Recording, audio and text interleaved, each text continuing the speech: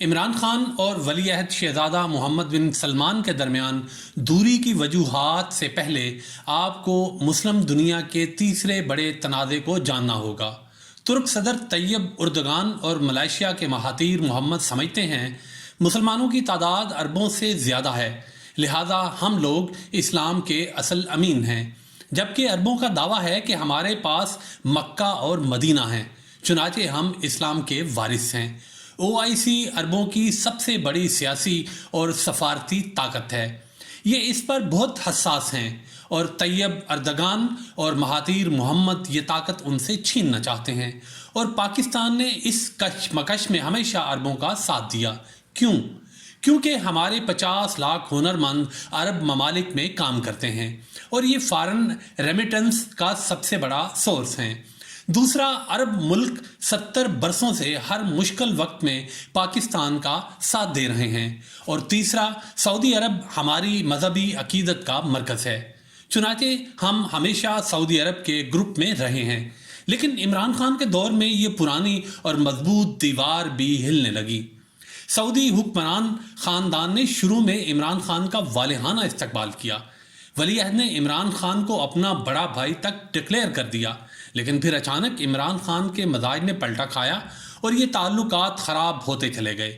2019 کے وسط میں وزیر خارجہ شاہ محمود قریشی نے بڑے اسلامی ملک کے وزیر خارجہ کے کان میں سرگوشی کر دی، ہم ملائیشیا کے ساتھ مل کر OIC کا متبادل بنا رہے ہیں۔ اس وزیر خارجہ نے یہ بات سعودی عرب کو بتا دی اور یہاں سے تعلقات میں پہلی دراڑ آ گئی۔ ملائیشیا 2014 سے کوالالمپور سمٹ کرا رہا تھا، لیکن یہ زیادہ کامیاب نہیں ہوتی تھی۔ تاہم 2019 کی کانفرنس ماضی سے مختلف تھی، اس میں ترکی اور پاکستان ملائیشیا کے ساتھ مل کر OIC سے بڑی تنظیم کی بنیاد رکھنا چاہتے تھے، اور اس منصوبے کے روح رواں عمران خان تھے۔ یہ ان کا آئیڈیا تھا۔ انہوں نے مہاتیر محمد کو بھی تیار کر لیا، اور طیب اردگان کو بھی سعودی عرب اس پر خوش نہیں تھا۔ 19 دسمبر 2019 کو کوالالمپور سمٹ تھی۔ سعودی عرب چاہتا تھا کہ پاکستان اس میں شرکت نہ کرے۔ عمران خان پیچھے ہٹنے کے لیے تیار نہیں تھے، اور یوں تعلقات تقریباً خاتمے تک پہنچ گئے۔ ٹینشن کے اس دور میں وزیر اعظم کے معاون خصوصی حافظ طاہر اشرفی نے اہم کردار ادا کیا۔ یہ سعودی شاہی خاندان کے بہت قریب ہیں۔ اسٹیبلشمنٹ نے انہیں درمیان میں ڈالا اور انہوں نے بڑی مشکل سے ولی عہد کو عمران خان سے ملاقات کے لیے راضی کیا۔ وزیر اعظم سے پہلے جنرل فیض حمید اور شاہ محمود قریشی ریاض گئے تھے۔ سعودی وزیر خارجہ نے شاہ محمود کو بہت ٹف ٹائم دیا۔ جنرل فیض کی میٹنگ تھوڑی سی کامیاب رہی۔ قصہ مختصر، وزیر اعظم 14 دسمبر 2019 کو کوالالمپور سمٹ سے 5 دن پہلے ایک دن کے لیے ریاض پہنچے۔ یہ ریٹس کارلٹن ہوٹل میں ٹھہرے ہوئے تھے۔ ملاقات کا وقت 1:30 بجے کا تھا۔ وزیر اعظم ہوٹل میں بیٹھے رہے، لیکن ولی عہد نے عمران خان کو نہیں بلایا۔ یہ رویہ ماضی سے بالکل مختلف تھا۔ ایک وقت تھا کہ کراؤن پرنس وزیر اعظم کو ایئرپورٹ پر ریسیو کرتے تھے اور خود ڈرائیو کر کے واپس ایئرپورٹ چھوڑتے تھے، اور ایک یہ وقت آ گیا تھا جب ہمارے وزیر اعظم ہوٹل میں بیٹھ کر انتظار کر رہے ہیں اور کراؤن پرنس شیڈیولڈ میٹنگ کے لیے بھی تیار نہیں ہیں۔ 3-3.5 گھنٹے گزر گئے، لیکن دوسری طرف سے انتظار کرنے کا پیغام آتا رہا۔ عمران خان ہیں، چنانچہ انہوں نے ہوٹل کے ریستوران میں کھانے کی میز پر کراؤن پرنس کے خلاف تقریر شروع کر دی۔ ان کا کہنا تھا کہ میں نے اگر ان سے پیسے نہ لینے ہوتے تو میں ڈیش ڈیش ڈیش کر دیتا۔ ہوٹل کا سٹاف صرف ہوٹل کا سٹاف نہیں تھا، لہٰذا یہ گفتگو دوسری طرف پہنچ گئی۔ قصہ مزید مختصر، وزیر اعظم کے سٹاف نے آرمی چیف سے رابطہ کیا، انہیں درمیان میں ڈالا گیا، اور یوں جنرل باجوہ کی کال کے بعد ولی عہد شام 6:30 بجے وزیر اعظم سے ملاقات کے لیے ہوٹل آئے۔ میٹنگ میں فیصلہ ہوا پاکستان کا کوئی وفد کوالالمپور سمٹ میں شرکت نہیں کرے گا، اور یوں ملاقات ختم ہو گئی۔ وزیر اعظم ایئرپورٹ کے لیے روانہ ہوئے تو انہوں نے جہاز پر سوار ہونے سے پہلے سیکرٹری خارجہ کی سربراہی میں وفد کوالالمپور بھجوانے کی ہدایات دے دیں۔ یہ ہدایت بھی سعودی حکام تک پہنچ گئی۔ وزیر اعظم ابھی فضا میں تھے کہ اسلام آباد اور راولپنڈی سے فون آ گیا۔ آپ نے آدھے گھنٹے میں وعدہ توڑ دیا۔ سعودی عرب کو یقین دلایا گیا ہم وعدہ پورا کریں گے، اور یوں پاکستان نے ملائیشیا سے معذرت کر لی۔ یہ معاملہ سیٹل ہو گیا، لیکن چند دنوں میں 2 نئے کٹے کھل گئے۔ وزیر اعظم نے واپسی پر کابینہ کے اجلاس میں کراؤن پرنس کے رویے کو ناشائستہ اور پاکستان کی توہین قرار دیا، اور پھر انہیں 10-12 منٹ پنجابی میں برا بھلا کہتے رہے۔ یہ گفتگو 2 وزراء نے سعودی سفیر تک پہنچا دی۔ سفیر نے ٹرانسلیشن شروع کرائی تو یہ اطلاع اسٹیبلشمنٹ تک پہنچ گئی۔ حافظ طاہر اشرفی کو ایک بار پھر درمیان میں ڈالا گیا، اور انہوں نے بڑی مشکل سے یہ مسئلہ بھی حل کرایا۔ میں نے اشرفی صاحب سے پوچھا، وزیر اعظم کی تحقیقات کے مطابق یہ اطلاع ڈیش ڈیش ڈیش اور ڈیش ڈیش ڈیش نے سعودی سفیر تک پہنچائی تھی؟ طاہر اشرفی کا جواب تھا، میں تصدیق اور تردید کی پوزیشن میں نہیں ہوں۔ دوسرا کٹا طیب اردگان نے کھول دیا۔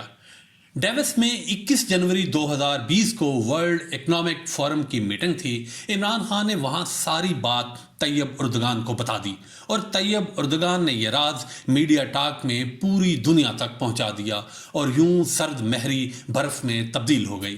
سال 2020 پاک سعودی تعلقات کا بدترین سال تھا۔ اس سال عمران خان سعودی عرب گئے اور نہ کوئی وہاں سے پاکستان آیا۔ عمران خان نے سعودیز کو مزید چڑھانے کے لیے اپریل 2020 میں پاکستان میں ارطغرل ڈرامہ بھی شروع کروا دیا۔ سعودی عرب اور ترکی میں 1517 سے اختلافات ہیں۔ ترک پہلی جنگ عظیم تک سعودی عربیہ پر قابض رہے۔ ترکوں نے آل سعود کے تمام مرد قتل کر دیے تھے، صرف 3-4 مرد بچے تھے، اور یہ بھی کویت میں پناہ گزین رہے تھے، لہذا یہ ہمیشہ ترکی سے فاصلے پر رہے۔ مگر ہم نے عین اختلافات کے دنوں میں ارطغرل ڈرامہ چلا دیا، اور اس نے رہی سہی کسر بھی پوری کر دی۔ اونٹ کی کمر پر آخری تنکا شاہ محمود قریشی نے 5 اگست 2020 کو رکھ دیا۔ انہوں نے ٹیلی ویژن پر بیٹھ کر سعودی عرب کو سیدھی سادھی دھمکی دے دی، اور جواب میں سعودی عربیہ نے ہمیں ڈیفر پیمنٹ پر پیٹرول دینا بھی بند کر دیا، اور اسٹیٹ بینک میں پارک اپنے $1 بلین بھی واپس مانگ لیے۔ پاکستان کے پاس اس وقت سرمایہ کی قلت تھی۔ وزیر اعظم نے حسب عادت یہ ایشو بھی فوج کے حوالے کر دیا، اور آرمی چیف نے بڑی مشکل سے چین سے سود پر $1 بلین لے کر سعودی عربیہ کو واپس کیے، اور پاک سعودی سرد مہری کا کلائمیکس 9 دسمبر 2020 کو بھارتی آرمی چیف جنرل منوج مکنڈ نروائے کا سعودی عربیہ اور UAE کا دورہ تھا۔